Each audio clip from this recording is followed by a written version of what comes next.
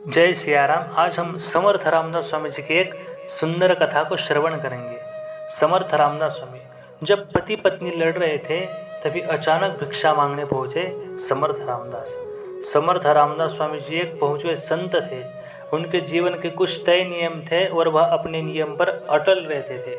उनका एक नियम था कि वह स्नान एवं पूजा से निवृत्त होकर केवल 5 घरों में भिक्षा मांगने के लिए जाते थे और वहां से जो कुछ मिल जाता वही लेकर वो लौट आते।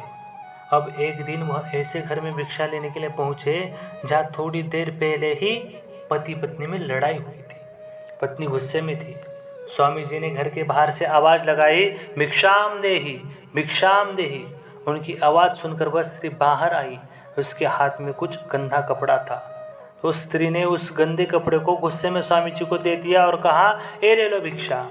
अब स्वामी जी ने प्रसन्न मन से उस कपड़े को लिया और वह नदी के तट पर पहुंच गए। उन्होंने कपड़े को अच्छी तरह साफ किया, सुखाया और फिर उसकी बाती बनाकर वह देवालय पहुंचे। स्वामी जी ने इस भिक्षा को पाकर मन ही मन अतिशय आनंद हुआ। उधर वह स्त्री पश्चाताप कर रही थी कि बेवजह एक सत्पुरुष का अनादर किया। अंत में वह उन्हें ढूंढती हुई देवालय में पहुंच गई। वह देखकर हैरान रह गए कि स्वामी जी ने उस वस्त्र से बातियां बना ली है। वह स्वामी जी के चरणों में गिरकर बोली, स्वामी जी मुझे क्षमा कर देना, मुझसे बहुत बड़ा अपराध हो गया। तब रामदास स्वामी जी ने कहा कि देवी, तुमने उचित ही भिक्षा दी है।